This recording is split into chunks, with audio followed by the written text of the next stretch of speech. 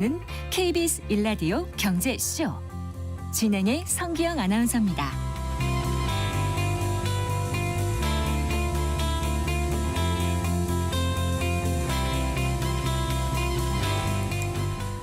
네, 세무상담 무엇이든 물어보세요 코너 순서입니다. 생방송 도중에 성기영의 경제쇼 홈페이지 청취자 게시판에 세금과 관련된 질문 남겨주시거나 또 상담 내용 샵 9730으로 문자 보내주시기 바랍니다. 짧은 문자 50원, 긴 문자는 100원, 어플리케이션 콩은 무료입니다. 실시간으로 전화 상담 원하시는 분은 서울전화 02-368국에 1002번, 1003번으로 전화 주시면 안수남 세무사가 명쾌하게 답변해 드리겠습니다. 자, 세무법인 다솔의 안수남 대표 세무사 스튜디오에 모셨습니다. 반갑습니다. 반갑습니다. 안녕하세요. 네. 자, 지난 12일이었나요? 네. 그 정부가 이제 상속세를 유산세 방식에서 유산 네. 취득세로 전환한다. 이런 내용의 개편안을 발표했습니다. 네. 이제 많은 분들이 좀 이해를 하실 것 같은데 네. 유산세하고 유산 취득세 어떻게 다른 건지 한 번 더 설명해 주실까요? 네, 그거는 이제 돌아가신 분이 네. 남기신 유산 총액 네. 을 이제 전체로 보고요. 네. 공제를 거기서 각각 공제를 뺀 다음에 네. 세율을 누진세율을 거기다 적용하는 거거든요. 네. 결국은 그래서 재산가액이 높아져 가지고 가소표준이 높아지기 때문에 세 부담이 늘어나는 시스템이거든요, 이게. 네. 그러다 보니까 이게 OECD 국가에서 이 방식으로 하는 데는 4개 나라밖에 없어요. 그러니까 이게 글로벌 스탠다드는 아닌 거죠. 네. 그래서 이번에 바꾼다는 것은 이제 남기신 유산 금액을 각 자녀들이나 배우자가 받은 금액 기준, 네. 네, 받은 금액 취득한 걸 기준으로 해서 네. 공제를 각각 배우자는 배우자 공제, 자녀는 자녀 공제, 그다음에 추가 인적 공제는 각각 받아서 네. 남은 금액을 과세 표준해서 세율을 적용하다 보니까 네. 이제 높은 세율보다는 낮은 세율이 적용되니까 아무래도 세 부담이 전체적으로 낮아지겠죠. 네. 그러니까 과세 방식이 이제 근본적으로 바뀌는 거니까. 네, 그러니까 상속을 받는 입장에서는 어쨌거나 그렇습니다. 세부담이 좀 줄어들고 네. 사실 나는 1억을 받았는데 네. 전체 5억에 대해서 세금을 물론 맞습니다. 예. 그건 이제 세율 구간이 같은가요, 다른가요? 전혀 다릅니다. 예, 그러니까 예, 예, 예. 그렇게 다른 구간에 받으면 좀 억울하다 생각을 할 수 그렇습니다. 있었는데, 예. 근데 또 이제 그 일각에서는 그런 얘기를 네. 해요. 이거 부자 감세 아니냐? 아니 부자 감세라는 그 개념은 네. 우리가 상속세가 20년 전, 30년 전에 한번 보시면은 네. 그때 과세 인원이 4,000명밖에 안 됐어요. 네. 그러면 슈퍼리치라는 거잖아요. 그때 2,000명 정도 됐을 겁니다. 그 당시엔. 사실. 예. 네, 네. 그러면 슈퍼리치인데 지금은 아파트 한 채만 있어도 해당돼 버리면 네. 이 상속세의 과세 목적에 부합되지 않는다는 거죠. 과세 목적은 상속세는 왜 부의 이전을 부를 막는 기본보다 거. 훨씬 많이 가지신 분들에 대해서 네. 그것에 좀 그보다 담세력이 있으니까 세금을 내라는 개념이잖아요. 네. 종합부동산세도 우리가 마찬가지로 9억 12억 넘는 것만에다가 부과하지 않습니까? 네. 그러니까 어떻게 보면은 자산가들에 대해 부과된 세금이었던 것이지 네. 이건 대중세는 아니었던 거죠. 네. 일반 국민들 상대로 과세가 되고 있기 때문에 네. 수도권 같은 경우는 지금 약 상속 이내에 13%가 과세되고 있거든요. 그러면 5년 이내는 이 추세로 가면 20%가 과세된다는 얘기인데 그러면 10명 중에서 5명, 2명이 이상 과세되지 않습니까? 네. 이거는 너무 과하다는 거죠. 그리고 네. 더 중요한 거는 전체 국세 중에서 OECD 국가는 0.4% 정도밖에 과세가 안 돼요. 상속세로. 네. 그게 부분적으로 과세되는데 우리는 2.4%니까 약 6배가 과세되고 있지 않습니까? 네. 이게 전체적으로도 국가 간에도 안 맞다는 거죠. 네. 균형이. 알겠습니다. 그리고 이제 그 인적 공제에 대한 내용도 개편안에 좀 담겼지 않습니까? 네, 네. 그게 작년에 정부가 개편안에 담았던 거하고 내용이 변동이 있는 건가요, 없는 건가요? 네, 약간 변동이 있습니다. 어떻게 바뀌었습니까? 그때 당시에는 이제 지금 민주당 안은 네. 예, 배우자 공제를 5억을 더 올리고 네. 5억이 기본 5억을 5억 더 올려서 10억을 하고 그다음에 이제 자녀 공제든 일괄 공제를 5억을 8억으로 올려서 3억 네. 정도 더 올려주는 형태. 그래서 기본이 18억 정도는 세금 없도록 해주겠다는 안이었는데 네. 이제 정부안은 자녀들을 1인당 5억씩 해주는 형태였거든요. 네. 그러니까 지금 유산 취득세 계열적으로 그때 공제를 하려고 했던 건데 네. 이게 무산됐거든요. 그래서 지금 유산 취득세에서 도입되면서 네. 배우자 공제도 지금 5억에서 10억으로 올리고 네. 그다음에 자녀 공제를 1인당 5천만 원에서 5억으로 끌어올리겠다 하니까 네. 예, 이제 두 가지 다가 지금 돼버리는 거죠. 배우자 공제도 올라가고 자녀 공제도 올라가고 네. 그다음에 전에는 종제는 일괄 공제에서 미성년자 공제라든지 장애인 공제는 다 포함시켰는데 네. 이번에는 자녀들 각 개인별로 추가로 또 해주겠다는 겁니다. 네. 그래서 아무래도 공제액은 늘어난 것 같습니다. 네. 그런데 작년에도 냈지만 이게 결국 통과 안 됐지 않습니까? 네. 그럼 이번에 지금 하고 있는 유산 취득세로의 그 전환, 네. 또 인적 공제 이 부분, 네. 이것도 합의가 안 되면은 지금 현재 민주당 어때요? 안은 네. 시스템을 고치는 데까지 상당히 갖추는 데까지 시간이 걸리거든요. 네. 그래서 2028년까지는 지금 이거를 1월 1일 2028년 아마 1월 1일부터 시행될 것 같은데요. 네. 그럼 당장 26년, 27년도는 상속세 부담이 크지 않느냐. 네. 그러면 당초 민주당 안대로라도 공제라도 늘리자. 네. 그래서 배우자 공제 5억, 그다음에 일가 공제 3억을 늘려서 네. 18억을 늘려서 2016년, 2027년, 26년은 시행을 하고 네. 28년도부터는 정부안대로 하는 것이 좋겠다 네. 하는 것이 민주당 안 같아요. 네. 그래서 민주당도 아무래도 이거는 유산 취득세 계통은 이거는 합의를 해줄 것 같습니다. 언제쯤 이게 그러면 국회에 올라갈까요? 5월 달에 정부안이 나온다 하니까요. 네. 네. 그리고 이제 또 민주당 안도 나오면 민주당 안 건은 2026년, 27년에 시행하는 거고 네. 지금 정부안은 통과되더라도 2028년에 시행되는 겁니다. 네, 근데 이게 상속세법 그럼 개정 아닌 건가요? 그렇습니다. 상속 그러면 증여도 증여는 포함되면 지금 손을 지금 못 대고 있는 상황인데 기획재정부 쪽에서는 증여는 이번에 포함 안 됐다고 보통 상속세 했습니다. 증여세를 같이 가니까 같이 많은 가줘야 분들이 맞는데요. 증여도 포함되는 맞습니다. 줄 알고 있는데 아니란 말씀이시죠? 아니에요, 지금 현재. 네. 알겠습니다. 네. 자, 그런 가운데 올해 전국의 그 공동주택 공시가격 나왔지 않습니까? 네, 네. 평균적으로 작년보다 3.65% 올랐다고 하던데 네. 그리고 이제 강남 네.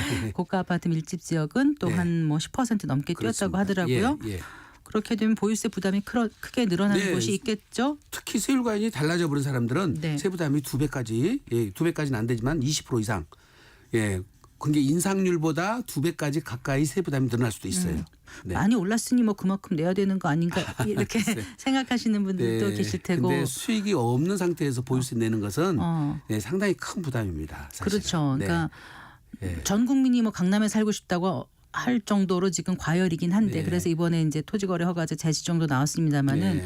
그냥 옛날부터 살던 분이 그 가격이 올랐는데 네. 지금 더 이상 수입이 없어서 네. 세금을 더 내야 그렇습니다. 된다면은 1세대 1주택자라 장기 네. 보유자라든지 고령자에 대해서는 세제 혜택이 조금 더 확대돼야 될 필요가 있습니다. 지금도 충분히 되고 있지 이제 않습니까? 종부세는 네. 상당히 잘 돼 있는데요. 재산세 쪽이 조금 아직 네. 디테일하게 돼 있지는 않습니다. 네, 알겠습니다. 자, 부동산 세금에 대해서 궁금하신 분들 생방송 도중에 실시간 전화 상담 원하시는 분들 02-368-1002번 1003번으로 전화 주시면 안수남 세무사께서 증문즉답 명쾌하게 상담해 드리겠습니다. 문자로 보내주셔도 좋습니다. 짧은 문자 50원, 긴 문자 100원, 샵 9730 번호로 상담 내용 보내주십시오. 어플리케이션 콩은 무료입니다. 네, 본격적인 세무상담 진행해 드리겠습니다. 먼저 인터넷 홈페이지 게시판으로 질문 올려주신 분입니다. 배상진님의 사연입니다. 이게 제가 미리 좀 읽어봤는데 좀 복잡하더라고요. 네. 대표님. 네. 1가구 2주택자 임대소득세 예외에 대한 문의를 드립니다. 현재 보유주택 중 한 채는 부산 해운대의 8천만 원대 반지하 빌라인데요. 이게 배관 문제로 2020년 이후 방치돼서 임대하지 못하고 있습니다. 네. 그리고 2020년에 구입한 창원의 다가구 주택 은 창고와 4가구를 임대하고 있는데 보증금 합계가 6천만 원이고 임대소득이 연 1,100만 원 정도입니다. 저는 직장 문제로 다른 지역에 주소를 두고 거주하고 있는데요. 다가구 주택 구입 이후에 지금까지 임대소득세를 납부하고 있는 상황에서 폐가 수준의 빌라는 임대를 할 수도 없고 제가 살 수도 없고 팔고 싶어도 팔 수가 없어서 힘듭니다.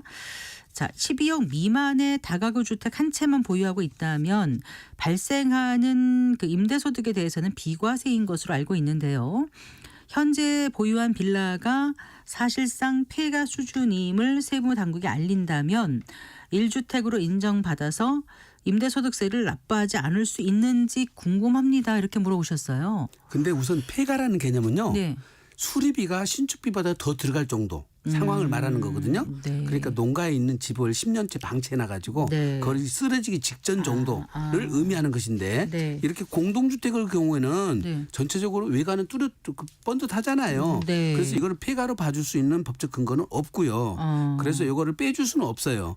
그런데 이분이 지금 받는 월세가 네. 연 1,100만 원 정도라고 그러잖아요. 네. 그럼 우리가 분리관세가 되기 때문에 네. 세무서에라도 사업자 등록을 해놓으시면 50%가 예, 비용으로 필요경비를 인정하거든요. 아, 그래요? 네.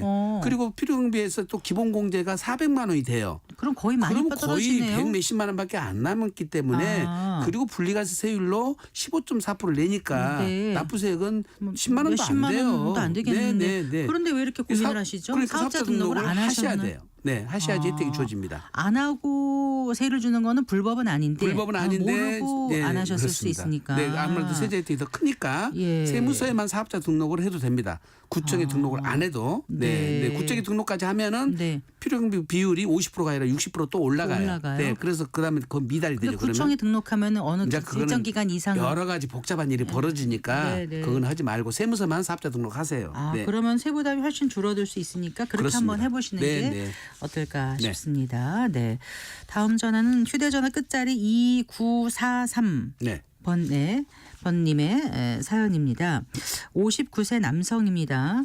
현재 경기도의 그 3, 4억대 아파트에 살고 있고요. 그 1억 7천대 아파트 월세를 받고 있는데요. 그 아파트가 두 채란 말씀이시겠죠? 네, 그런 거 맞습니다. 네. 앞으로 3, 4년 후에 퇴직금으로 집을 하나 더 사서 월세를 받아 노후를 준비하려고 합니다. 이렇게 한다면은 1가구 3주택이 되는데 세금이 많이 나올까요? 괜찮은 선택인지 네, 이거 많이 궁금합니다. 이러셨어요. 괜찮은 선택이 맞는데요. 네. 우리가 이제 지금 임대주택에 대한 소득세는 인별과세거든요. 인별과세. 네, 네. 그래서 본인이 세 채를 가지면 네. 여기 전체적으로 본인이 세부담이 돼버리니까 네. 이럴 경우에는 제 생각으로는 배우자가 선택을 해서 취득을 네. 해서 예. 6억 이하니까 증여세도 높지 않습니까? 네. 그러면 예, 전체가 다 과세 미달이거나 왜 6억 이하? 또는 그러니까 이분은 6억 이하일 거를 살 거로 예상하신다는 말씀이신 거죠? 그렇습니다. 마지막에 경기도 3, 4억 대 퇴직금을 살고 계시고 예, 1억 7천 되고 퇴직금을 하시니까 퇴직금이 뭐 6억 7억 되지 않는다고 생각을 하면은 6억 증여세가 미만으로. 없으니까 배우자 명의로 사면은 네. 두 분 다 2천만 원 이하가 되니까 네. 아까처럼 세무서 합자 등록만 해도 네. 세부담은 10만 원 정도밖에 안 될 것 같아요. 혹시라도 이분은 그렇다고 하지만 배우자가 안 계신 분이라면 혼자서 인별과세에서 네. 1가구 네. 3주택일 때 네. 그런 경우도 괜찮은 방법일까요? 괜찮은 방법인데 웬만하면은 네. 연간 수익 금액 2천만 원 안 넘게 하셔야 되거든요. 네. 그러니까 월 160만 원이면 2천만 원 안 넘는데 네. 월 170만 원 넘어가면 2천만 원이 딱 넘어가거든요. 그러면은 합산과세 굳이 10만 원을 더 받아가지고 네. 세금을 많이 낼 필요는 없을 것 같아요. 2천만 원이 넘으면 얼마나 세부담이 늘어나는데요? 그런데 다른 소득까지 또 따져봐야 되기 때문에 네. 그때는 또 종합세는 들어가거든요. 그러니까 연소득이 있으신 분들은 세부담이 굉장히 많이 차이 나죠. 퇴직하고 다른 소득이 하나도 없는데 국민연금이라든가 이런 건 상관이 없죠. 합해지나요? 국민소득은 크게 연금 상관없고요. 네. 그거는 안 빠질 것이고, 네. 예, 그 의료보험인가요? 네. 예, 건강보험료는 올라갈 겁니다. 그래요. 네, 예, 예. 네. 알겠습니다. 자, 그 전화가 계속 들어오고 있어서 일단 전화 연결부터 해볼까요? 네. 02-368-1002번, 1003번으로 전화 주시면 되겠습니다. 첫 번째 전화 받아볼까요? 여보세요? 네, 여보세요. 안녕하세요. 네, 어떤 게 궁금하십니까? 예, 저는 경기도에 집이 한 채 있는데요. 예, 해외에 집을 한 채 사려고 그래요. 예.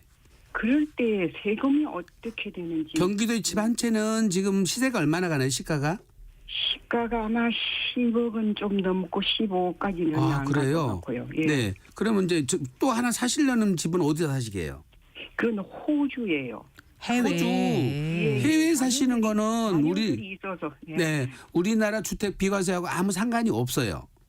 그럼 나라마다 다른가요? 아니 우리 국내에 있는 주택 수 갖고만 따지기 때문에 네. 해외에다 투자하시는 거는 우리나라 국내 주택을 안 들어오고요. 네. 대신 해외에다는 집에 한 채만 있어도 그거는 나중에 양도소득세를 내셔야 돼요. 반면에. 그러면 1인 2주택으로는 취급 안 하는 거예요? 그렇습니다. 우리 2주택 한국에서요? 취급은 국내 주택 수만 갖고 따지는 거예요. 아, 네. 네. 그러면 취득세는 그 나라의 취득세를 내야 그렇게 되나요? 되겠죠. 한국 취득세가 네, 한국은 아니고요. 상관없습니다. 네. 그런데 만일에 영주권을 신청해서 가게 되면 또 네. 달라지나요, 세금이? 그거는 그쪽에서 이제 판단해 보셔야 얘기했지만은 한국에서는 한국은 상관없습니다. 없네요. 네. 네. 그러면요. 네. 기존에 이 집을 팔고 해외에 사야 될지 아니야 네. 될지 그것도 그거는 상관없습니다. 예. 만약에 영주권을 받아서 해외에 나가신다면 예. 출국일로부터 2년 안에 팔아야 비과세를 받을 수가 있으니까 예. 그 비과세 요건은 미리서 알고 계셔야 되고요. 국내에 네. 있는 집이. 네. 그리고 국내에 있는 집이 만약에 장기 보유 특별공제를 8%짜리 받으려고 그러면은 예. 출국하기 전에 팔으셔야 돼요.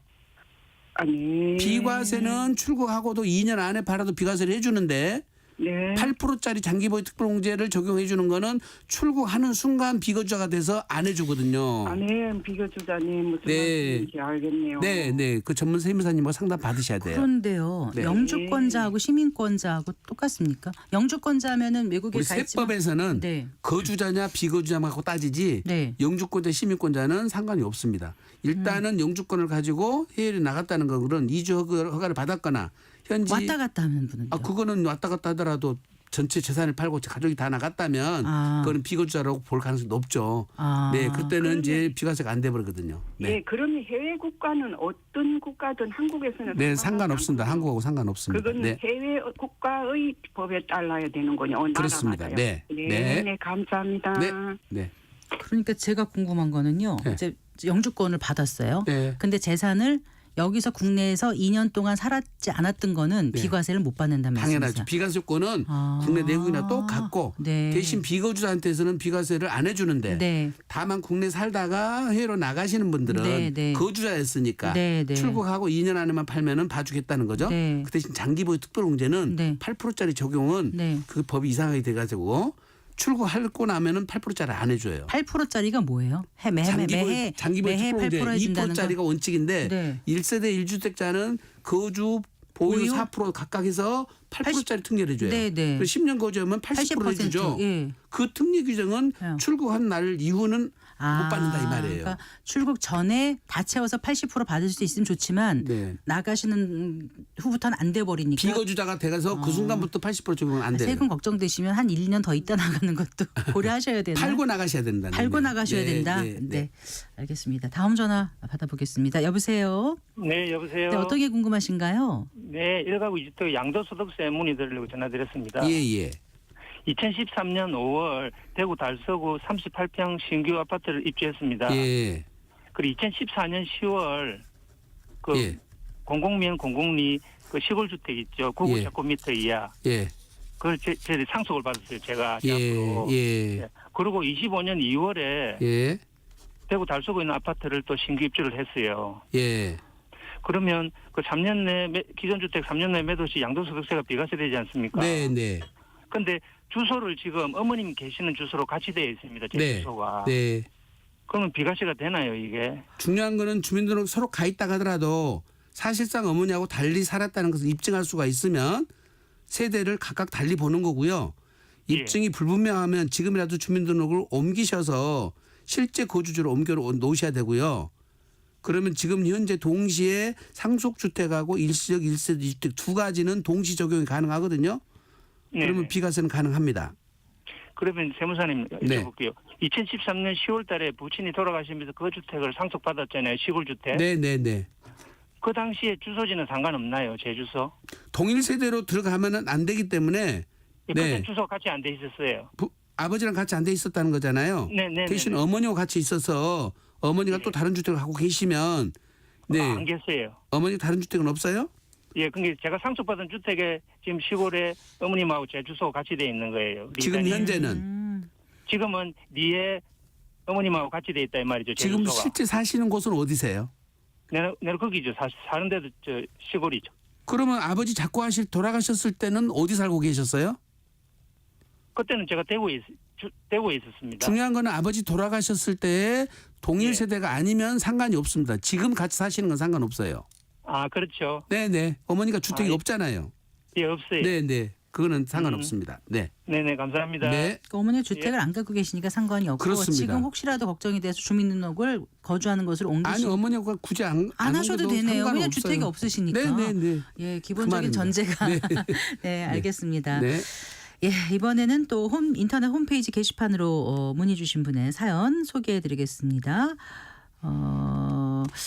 이분 아이디를 제가 어떻게 읽어야 될지 모르겠는데요. 일단 사연을 읽어드릴게요. 아내 명의로 시골에 보유한 지 30년이 된 과세표준 몇 천만 원 정도 되는 아파트가 하나 있고 제 명의로 부산시에 과세표준이 4억이 조금 넘는 시가가 12억 이상 되는 아파트가 하나 있습니다.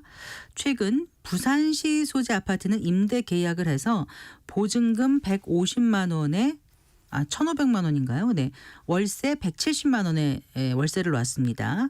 다른 기본 연금 소득 외에 그러니까 아내가 공무원 연금 수령 중인데 이렇게 다른 기본 연금 소득 외에는 고정 소득이 없는데요. 절세 등을 위해서 임대사업자 등록을 해야 할까요? 또 후년에 그 임대소득 신고를 별도로 해야 할지 종합소득세가 많이 나올지 처음 월세를 받게 돼서 어떻게 해야 할지 절세 방법은 있는지 궁금합니다. 네. 도움을 주시면 감사하겠습니다. 네. 하셨어요. 아파트는 이제 그 주택임대사업자 등록은 불가능하고 세무서만 등록이 가능하거든요. 네네. 일단 세무서로 등록을 하시는 게 유리하고요. 네. 안 그러면 가산세를 먹으니까. 네. 근데 이게 170만 원 받으면 딱 2천만 원 약간 넘어요 이게. 아까 말씀하신 딱 그거네요. 네. 그러면 월세를 160만 원 받으면 2천만 원 이하로 내려오기 때문에 네. 소득세 부담이 거의 없는데 10만 원씩 덜 받은 것이 연간 120만 원인데 네. 세금은 또 120만 원 정도는 안 될 것 같거든요. 세금이 예. 10만 원 깎아주기는 조금 이제 문제가 있는데 네. 네, 그건 한번 비교를 해보셔야 돼요. 사실은. 네. 그래서 보증금을 조금 더 받으시고 월세를 내리셔서 네. 예, 2천만 원 이하로 떨어뜨리는 게 좋을 것 같습니다. 예. 이분이 그러니까 보증금은 1억 5천인 것 같거든요. 네. 1억 5천에 170만 원인데 지금 월세 임대소득이 상관이 있는 거지 보증금은 상관없는 상관없습니다. 거죠. 3억 이하라서 네. 합산이 안 되니까요. 네. 네. 알겠습니다. 서울전화 02-368-1002번 1003번으로 상담 전화 받고 있습니다. 다음 사연입니다. 휴대전화 끝자리 1236번님의 질문입니다. 2014년 이전에 3회에 걸쳐서 약 1억 5천을 증여받고 신고하지 않았는데 2005년에 부동산을 증여받는다면 2025년에 2025년에 예. 부동산을 증여받는다면 앞에 것이 어떻게 진행되는지 궁금합니다. 이러셨는데 증여세는 누구한테 부가저축세니 증여를 받았는 거 이제 동일인 것 같아요. 그렇죠. 부모님이든 뭐 네, 배우자든 네, 동일인 것 같은데 일단 증여세 부가저축 기간은 15년이지만 15년이에요? 네, 15년이에요. 10년이 무신고자는. 아니고요? 예, 15년이에요. 근데 10년 이내 것만 합산이 되니까 네. 10년 이내 것이 증여 있는지 없는지를 세무서에서는 파악을 하지 네. 10년 넘어간 것까지는 조사 대상으로 삼지도 않고 네. 그다음에 1억 4천 준 것이 확인도 안 됩니다. 사실은. 따라서 걱정 안 하셔도 돼요. 네. 너무 착하게 사시는 것 같아요. 네. 그러니까 나는 네. 알고 있는데 신고 안 해도 된다는 말씀이신 아니 10년 것만 10년 것만 통산하니까 하니까. 지금 법적으로도 네. 근데 이것이 이제 증여에 문제가 생겨서 조사다 걸리면 네. 부가저축세가 안 지났으니까 이게 과세는 될 수는 있죠. 그 대신 네. 5천만 원 공제받고 1억에 대한 건 추징하기 이런 건 때문에 불성실 미신고 이런 거 아니에요? 걸릴 수는 있지만 네. 이분이 그런 걸까지 세무조사까지는 안 될 것 같아서 예, 일반 국민이라서 그렇게 말씀을 드렸습니다. 네, 알겠습니다. 자, 휴대전화 끝자리 1026번님의 제가 궁금해서 여쭤보는 거예요. 부가제척 기간은 15년이고요. 네. 보통 10년이라고 하는 건 왜 그렇게 알고 있어요, 다들? 증여를 예. 동일 증여자 수증자가 동일인일 때 합산해서 과세를 하거든요. 네. 그러니까 합산해서 과세를 하면서 공제도 10년 단위로 공제를 해주고 네. 과세 표준도 10년 단위로 합산해서 과세를 해 나가는 거죠. 네. 그러니까 10년 지나버린 거는 빼고 네. 새롭게 리셋되는 개념이에요. 네. 그래서 부가저축 기간과 별개 문제로 예, 합산 과세는 10년. 네. 네. 그다음에 상속이 일어나는 경우도 상속인한테 증여를 하고 10년이 지나면 상속세 영향이 없어요. 거기도. 네. 네. 알겠습니다. 마찬가지로. 네. 자, 휴대전화 끝자리 1026번님의 질문입니다. 대구에 아파트 한 채 3억 정도와 시골 면 소재지의 농가주택 옛 흙벽돌 100년이 넘은 주택이 있습니다. 1가구 2주택에 해당되는지 궁금합니다. 그러니까 옛날 그 흙벽돌로 네. 지은 주택이 100년이 넘어 보이는데 네. 그 집까지도 주택에 포함되는가 이거 물어보시는 것 그러니까 지금 같아요. 양도세를 묻는 건지 취득세를 묻는 건지 종합부동산세를 묻는 건지 모르겠지만 어쨌든 주택이냐 궁금하신가 봐요. 다 달라요. 아 달라요? 네. 아. 취득세에서는 시골에 1억짜리 이하는 주택수 아예 빠져요. 네네. 종합부동산세도 지금 시골에 4억짜리는 다 빠져요. 네. 예. 그 대신 양도소득세는 네. 예, 시골의 주택이 대구 거다가 아파트하고 네. 예, 둘을 보유 기간 순서가 중요해요. 첫째 2003년 8월 1일 이후에 시골집을 취득을 했어야 되고 네. 시골집을 취득할 때 나는 대구 아파트를 먼저 갖고 있었어야 돼요. 네. 즉 대구 아파트를 갖고 있는 상태에서 네. 시골집을 취득을 하되 네. 그거는 2003년 8월 1일 이후에 샀어야 된다. 그러면 이건 주택수에서 빠져요. 그런데 양도소득세는 예, 꼼꼼하게 따져야 되기 때문에 네. 이게 2주택자가 돼버리면 대구 아파트 팔 때 비과세가 안 돼버리죠. 비과세가 안 되면은 세부담이 많을까요? 이게 아니, 많지는 흙으로 않겠지만. 된 집이 얼마인지에 따라서 아니 지금 농가주택을 판다는 뜻이 아니라 대구 대구 집을 팔 아파트를 거죠. 팔 때, 예. 네네. 그 대신 농가주택이 대구 아파트를 먼저 사고 네. 농가주택을 나중에 사고 네. 요거는 2003년 8월 8월 1일 이후에 1일 사야 이후에. 되고 네. 그러면 주택수 빠지니까 대구 아파트가 비과세. 네. 그 요건 충족 안 되면 두 채. 네. 두 채를 하더라도 네. 대구가 아니라 지금 시골 면 소재지에 100년 넘은 주택이면 땅이 아주 많지 않은 한 아주 비싸진 않을 요거 거 팔 아니에요. 때는 세금은 별로 없죠. 네. 그렇게 네. 생각하시면 네, 네. 될 것 같습니다. 네. 다음 전화 연결해 보겠습니다. 여보세요. 여보세요. 여보세요? 네, 어떤 게 네, 궁금하십니까? 안녕하십니까? 네. 지금 집을 세 채를 가지고 있는데요. 예. 그 1998년도에 예. 비과세 임대주택 해가지고 두 채를 구입을 했어요. 예. 근데 그 중에 하나는 이제 팔고요. 예. 하나에 지금 어머님이 들어가서 살고 계시거든요. 예. 채는 안 받고. 예. 그리고 오피스텔이 하나가 있는데 예. 매매가가 한 1억 4천 되는데 지금 1억 2천 정도로 전세로 살고 있어요. 예. 그리고 현재 저희가 살고 있는 집은 한 8억 정도 되는데 예.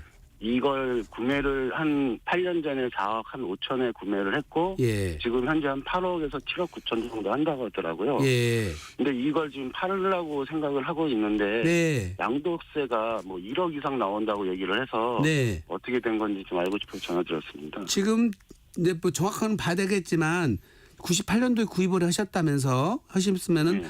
조특법 97조 2라는 규정이 있었어요.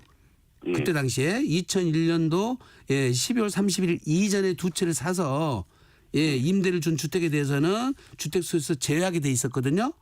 예. 그 규정이 해당이 될 것 같거든요. 그거는 요건은 세무사님한테 97조 2 요건에 해당되는지를 검토 받으시고요. 예. 지금 오피스텔 취득은 언제 하셨다고 그랬어요, 이거는? 2020년도요. 그러면 지금 현재 세입자가 주거용으로 쓰나요? 업무용으로 쓰나요? 주거용으로 쓰고 있어요. 그러면 이것도 주택수에 들어가거든요. 예. 근데 일시주택이 아니기 때문에 오피스텔을 먼저 처분하셔야지만이 지금 양도하는 집을 비과세 받을 수가 있어요. 예, 오피스텔 먼저 처분하셔야 됩니다. 그럼 오피스텔 처분하고 이게 97조 2가 적용되면은 요거는 보유하더라도 주택수에서 제외가 되니까 상관이 없죠. 예, 그 상관이 요건은 세무사님한테 검토 한번 받고 파셔야 돼요. 네. 이해되셨죠? 네. 네. 예. 네. 네. 감사합니다. 네. 네. 조특법이라는 게 조세 특례 제한법. 네, 네, 이번 같은 네. 경우는 97조 2항이란 말씀이시죠? 네. 예, 본인이 좀 알고는 계신 것 같아요. 네, 알겠습니다. 네. 자, 전화 또 와 있네요. 여보세요. 여보세요? 네, 안녕하세요. 어떤 게 궁금하십니까? 아, 예. 뭐, 증여 관련해서 문의를 하고 싶은데요. 예, 예. 아들이 오피스텔을 갖고 있고요. 예. 저는 그 부인 명의로 아파트가 한 채 있습니다. 예. 그런데 그 아들이 갖고 있는 오피스텔을 예. 그 제 명의로 바꾸고 싶은데 예.